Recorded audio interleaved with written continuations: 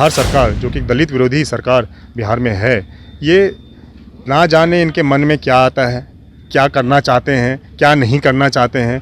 हमारे दलित भाई जब पिटते हैं तो ये मौन रहते हैं, हमारे दलित भाई जब मर जाते हैं तो ये कहते हैं भाई मरने दो, हम उनको मुआवजा नहीं देंगे। हमारे दलित भाई जब पढ़ना चाहते हैं तो बोलते हैं हमारे पास पैसा नहीं है। तो आप चाहते क्या हैं? आप दलित विरोधी क्यों हैं इतना? इसका जवाब आपको देना पड़ेगा। बाहर जाता है, बिहार का कितना लोग बाहर जाता है इनके पास आंकड़ा है? दे जरा आंकड़ा, समझ में आ जाएगा। कभी ये सोचे हैं कि भाई हमारा बिहार का भाई बाहर काम करता है, उसकी सुरक्षा का हमारी जिम्मेवारी है, या फिर वो क्यों जाता है बाहर? कभी इन्होंने इस पे विचार करने की कोशिश की है? नमस्कार, मेरा नाम प्रेम है और आप लाइव सिटी देख रहे हैं। देखिए, हमारे साथ सांसद प्रिंस राज है। अभी आपने राज्यपाल से मिला, किन किन मुद्दों को लेकर राज्यपाल को ज्ञापन? देखिए, जो मुख्य मुद्दा हम लोगों का आज का था राज्यपाल महोदय जी से मिलने का, वो जो SC ST OBC post matric scholarship को लेकर था। जिस तरीके से बिहार सरकार ने ये कह दिया है कि भाई हमारे पास पैसा नहीं है देने को, हम नहीं चाहते हैं कि भाई बिहार के बच्चे SC ST समाज के बच्चे पढ़ाई करें। इसके जानकारी हम लोगों ने राज्यपाल महोदय जी को दिया है और काफ़ी अच्छी मुलाकात रही। उन्होंने काफ़ी गंभीरता से हम लोगों की बात सुनी, अपनी भी बात उन्होंने रखी और हमें पूर्ण विश्वास है कि इस तरफ ज़रूर कोई ना कोई कदम वो उठाएंगे।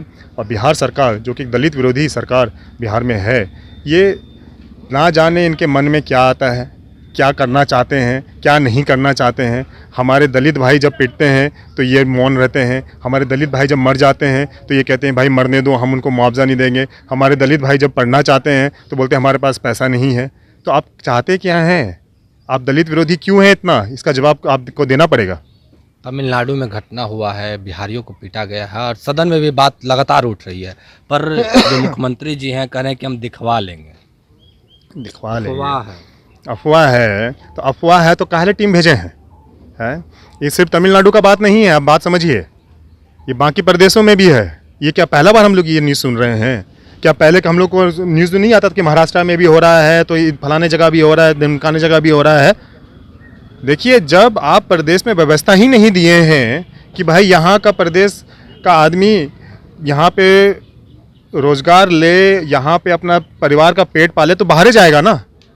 बाहर जाता है, बिहार का कितना लोग बाहर जाता है इनके पास आंकड़ा है? दे जरा आंकड़ा, समझ में आ जाएगा। कभी ये सोचे हैं कि भाई हमारा बिहार का भाई बाहर काम करता है, उसकी सुरक्षा का हमारी जिम्मेवारी है, या फिर वो क्यों जाता है बाहर? कभी इन्होंने इस पे विचार करने की कोशिश की है?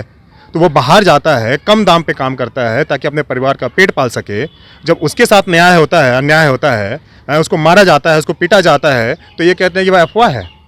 कहले अफवाह हो रहा? ये अफवाह पहले कहने 3-4 दिन, ये 1 महीना पहले कहने हो रहा, 2 महीना पहले कहने हो रहा, 10 महीना पहले हो रहा है। तो यही काम है, यही है। यात्रा पे जाइए, खाली भोज खाते रहिए।